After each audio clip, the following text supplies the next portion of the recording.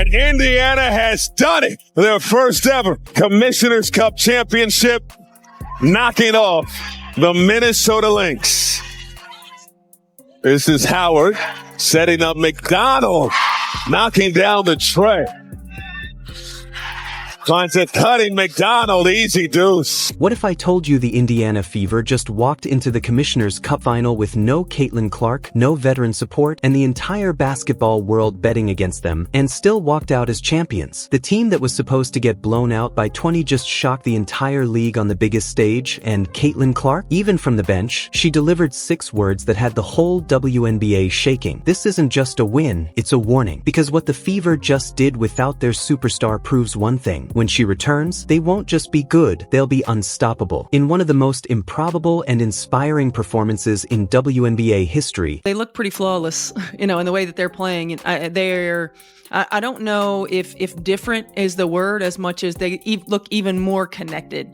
They're a team that was connected a year ago, but really the nuance of having each other's back on the defensive end, of knowing where your teammate's going to be, discipline to coverages, the connectivity that they have on the offensive end of the floor. I mean, the way that they move with and without the ball, the way that the ball moves makes it really tough to cover. I often say that offense is like a dance, and they are flowing, man. They are making music, and there's no doubt about it. So we have to try to be disruptive, and we have to try to take them out of that rhythm. The Indiana Fever pulled off a staggering upset to win their first ever Commissioner's Cup championship by defeating the dominant Minnesota Lynx on their home floor at the Target Center. Heading into the matchup, the Fever were not only considered underdogs, they were all but written off. Missing superstar Caitlin Clark due to a lingering groin injury and down key rotation players, this Indiana squad was expected to crumble under pressure. But instead, they delivered a clinic in resilience, poise, and team chemistry.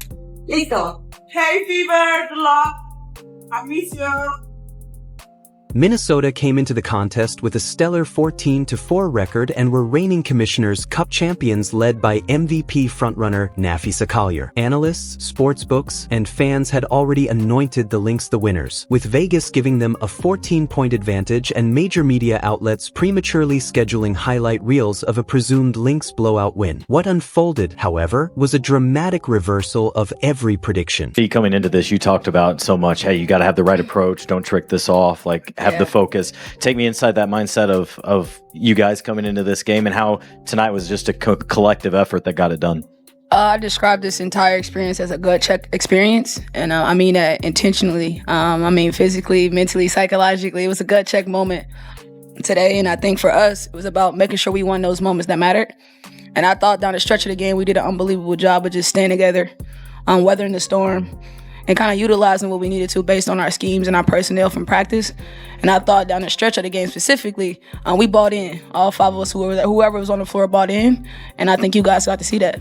The Fever silenced their critics and sent shockwaves through the league by outplaying Minnesota in every phase of the game and claiming the title 74-59. This wasn't just a game, it was a message to the rest of the league. Count the Fever out at your own risk. DeWanna Bonner was brought in for leadership. She was brought in for leadership.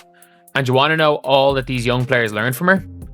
If things don't go your way, refuse to show up.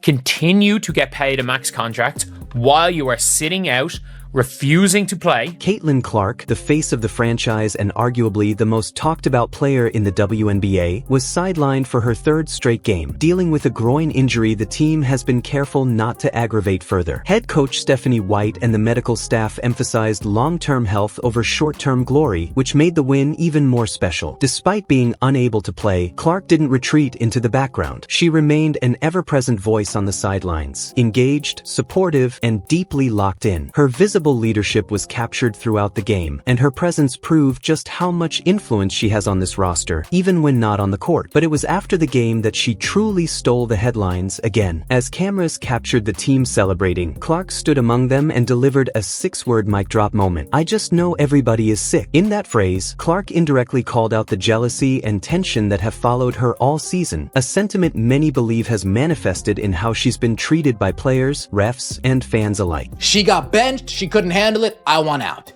She's not playing well, she's getting criticized, I want out. It wasn't just a flex, it was a declaration. Clark, even while injured, reminded everyone exactly who she is. And yet, Indiana's obstacles ran far deeper than one injured star. The team's roster was gutted. Damaris Dantas was unavailable, playing for her national team in the FIBA America. More damaging, though, was the mid-season drama involving veteran Dawana Bonner. Signed in the offseason to be a veteran leader and steadying force for a young team, Bonner shocked everyone by quitting on the squad just 9 games into the season. Reports suggest Bonner became frustrated after being benched due to poor performance and criticism. Instead of rallying back, she opted out, collecting a max contract while refusing to play, and was ultimately waived. For a team already trying to find its rhythm, this betrayal from a veteran leader could have fractured the locker room. Instead, it became fuel. The younger players took it personally, using it as motivation to band together and prove they didn't need fair-weather veterans to achieve greatness. That context makes the Fever's opponent even more daunting. The Minnesota Lynx, led by Nafisa Collier, were the most complete and well-rounded team in the league. They played with precision, chemistry, and were lethal on both ends of the court. Coming into the Commissioner's Cup final, Minnesota looked nearly unbeatable. They were the defending champions, playing on their home court in front of a sold-out crowd. Their offense flowed like music, their defensive coverages were airtight, and their unity was unmatched. Commentators praised their fluidity, likening their offense to a choreographed dance, one that most opponents simply couldn't disrupt. In fact, even Indiana's coaching staff admitted pre-game that disrupting Minnesota's rhythm would be their only shot at survival. The Lynx were healthy, experienced, and fully loaded. Indiana, by contrast, looked like David walking into Goliath's living room, missing a slingshot, missing half the army, but bringing an iron will. Prior to the final, Indiana looked like a team in decline. They had lost 3 of their last 5 games and struggled to hold on to leads, even against teams with losing records. Without Clark orchestrating the offense, their ball movement collapsed. The team devolved into one-on-one isolation play. Guards stopped feeding the post. Shots became forced, predictable, and poorly timed. Players like Aaliyah Boston, who dominate when the offense flows through them, were frozen out. Teammates would look her off even when she had deep position in the paint. Defensively, they lacked cohesion. Opponents no longer had to plan for Clark's floor spacing or playmaking, which allowed them to overload their defense against Mitchell and Boston. The Fever's identity appeared to be unraveling, and confidence in the locker room was visibly fading. The Commissioner's Cup final, given those struggles, was not just another game. It was a test of character. Could they rediscover who they were? Or would they become another what-if story of a young team derailed by injuries and drama? Enter Stephanie White. In her first year as head coach, White never framed the Commissioner's Cup as a stepping stone. She called it a win-now opportunity, and her leadership was evident in how her players responded. White emphasized energy, disruption, and physicality. She instructed her team to break Minnesota's rhythm from the jump. What are some of the keys that you see as to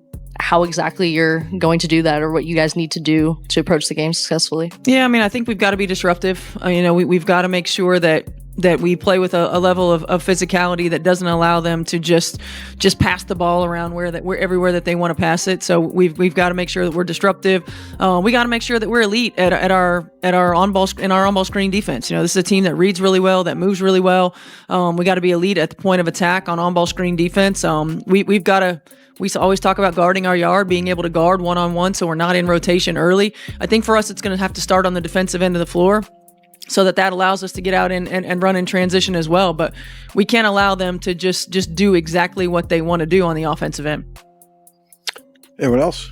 Coach, thank you. Thank you. Crash passing lanes, defend the pick and roll with precision, and contest every shot. The team bought in completely. From the tip-off, the Fever played with urgency and aggression. They contested shots, boxed out hard, and rotated defensively like a seasoned playoff team. Most impressively, they adapted on the fly, responding to each Lynx run with composure. The defensive effort kept Minnesota to just 59 points on under 35% shooting. And perhaps most symbolically, they held Nafisa Collier to one of her toughest nights of the season. Head coach Stephanie White has a motto. She says, pressure is a privilege. You came into the former champion's house and took them down on their home floor.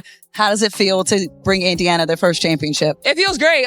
We knew that we had to come in here with energy. We know that they're a great team and they were going to go on runs. And so for us, it was about containing those runs and then going on our own. The Fever didn't just win, they shut the door and locked it behind them. Kelsey Mitchell's performance was textbook leadership. Without Clark on the floor, the offensive responsibilities shifted to her, and she rose to the occasion. From her first aggressive drive to the rim in the opening minutes, Mitchell set the tone. Her off-ball movement was crisp, her three-point shot reliable, and her decision-making sharp. She finished with efficient scoring numbers and helped initiate plays that kept the offense humming. But what stood out even more was her ability to balance control and pace, something Indiana had sorely missed without Clark. She moved the ball, trusted her teammates, and avoided forcing shots. Mitchell's leadership steadied the ship early and allowed others to step up as the game wore on. Aaliyah Boston returned to form in this game, and it changed everything. After weeks of underutilization, Boston finally started getting the ball in her spots. The result? A 12-point, 11-rebound, 6-assist night that reminded everyone why she's considered a franchise cornerstone. She bullied defenders in the post, passed out of double teams, and anchored the defense with toughness. Matching up against Collier, Boston didn't just hold her own. She dominated stretches of the game and set the emotional tone for her team. Her performance symbolized the return of the Fever's identity. She wasn't just a star, she was a centerpiece around which everything began to click. The game MVP, however, belonged to Natasha Howard, who was simply unstoppable. Howard posted 16 points, 12 rebounds, 4 assists, and 2 steals, going 8-for-8 from the free throw line. Her defensive intensity completely altered the game. She anticipated passing lanes, cut off drives, and forced Collier into uncharacteristic mistakes. Offensively, she was fearless, attacking the rim, drawing fouls, and finishing in transition. In every big moment, Howard answered the call. When the Lynx made a fourth-quarter push, she responded with a steal and a layup that silenced the crowd. This was a veteran stepping into the spotlight and delivering one of the most complete performances of the season. Her play turned a potential collapse into a statement finish. It wasn't just the stars that carried this win, it was the bench. Sophie Cunningham exploded off the pine for 13 points and 7 rebounds, hitting crucial three-pointers to keep momentum on Indiana's side. Aari McDonald, a new signing, added 12 points and electrified the court with her speed and intensity. Lexi Hall, often underrated, played smart minutes, making key defensive stops and hitting a timely three that helped break open the game. In total, 5 Fever players scored in double figures, and the ball movement that had disappeared in recent weeks suddenly returned. They were back to being the pass-happy, defensively gritty team that had made them such a joy to watch early in the season. Their chemistry returned when it mattered most. And finally, the full-circle moment came with the team's emotional celebration and Clark's unforgettable quote. As cameras rolled, Clark playfully used the Commissioner's Cup trophy as a chalice, celebrated with rookie Michaela Timpson, and delivered those viral 6 words, "I just know everybody is sick." The subtext was loud and clear. Jealousy, envy, criticism, none of it mattered. The Fever had proven they could win without their superstar, which only makes them more dangerous when she returns. ESPN was forced to scrap their pre-scheduled Lynx win video and rewrite the narrative in real time. Minnesota's head coach Cheryl Reeve showed class, admitting they just sort of beat US. That simple admission from the defending champions underscored how real and how earned this moment was. The Indiana Fever had just become the most dangerous team heading into the second half of the season, and with Clark expected to return soon, the rest of the league has officially been put on notice.